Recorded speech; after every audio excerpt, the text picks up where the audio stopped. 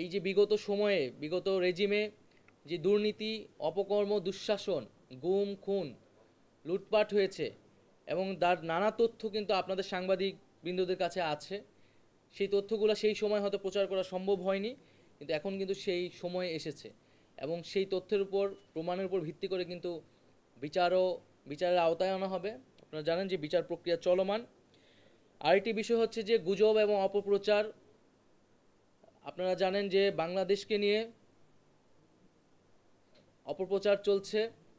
এই অভ্যুত্থান এবং এই সরকারকে নিয়ে নানা ধরনের ষড়যন্ত্র এবং অপপ্রচার চালানো হচ্ছে সোশ্যাল মিডিয়া থেকে শুরু করে আন্তর্জাতিক মিডিয়াতে, এবং আমরা দেখেছি আমাদের পার্শ্ববর্তী দেশেরও বিভিন্ন মিডিয়াতে এ ধরনের অপপ্রচার চালানো হচ্ছে।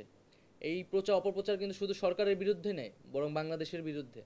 তাই এই অপপ্রচারকে কাউন্টার দেওয়ার জন্য বাংলাদেশকে নিয়ে যেই অপপ্রচার হচ্ছে এবং প্রকৃত সত্যটাকে তুলে ধরার জন্য আমাদের কিন্তু সরকার সহ গণমাধ্যমের সংশ্লিষ্ট সকলকে ঐক্যবদ্ধভাবে আসলে কাজ করতে হবে। আমরা সেই বিষয়টি নিয়ে আলোচনা করেছি এবং এখানে যারা রয়েছেন তাদের সাজেশন আমরা নিয়েছি। এবং আরেকটি বিষয় যেটা হচ্ছে যে জুলাই আন্দোলনে যারা অনেক সাংবাদিক আমাদের ছাত্র জনতার পক্ষে কাজ করেছেন, তাদের নিরাপত্তার বিষয়, তাদেরকে যাতে কোথাও হেনস্থা না করা হয় সেই বিষয়টির জন্য সেই বিষয়টি আমরা আহ্বান জানিয়েছি।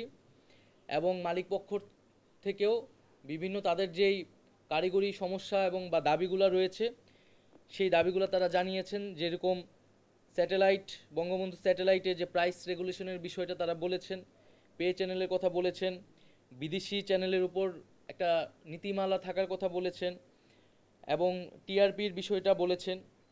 তো এই বিষয়গুলো আমরা তাদের সাথে আবারও বসবো বিস্তারিতভাবে এবং এই বিষয়গুলো আমরা যেটা যৌক্তিকভাবে সমাধান করার চেষ্টা করব।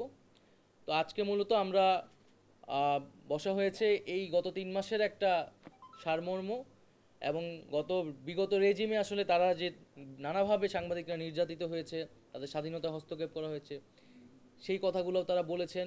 এবং সামনের সবারই প্রত্যাশা এখন আসলে আমরা সামনের দিনগুলোতে যাতে এই ধরনের পরিস্থিতি আর কখনোই বাংলাদেশে না তৈরি হয়, আমরা যাতে একটা মুক্ত গণমাধ্যম আমরা যাতে বাংলাদেশে নিশ্চিত করতে পারি সব সময়ের জন্য।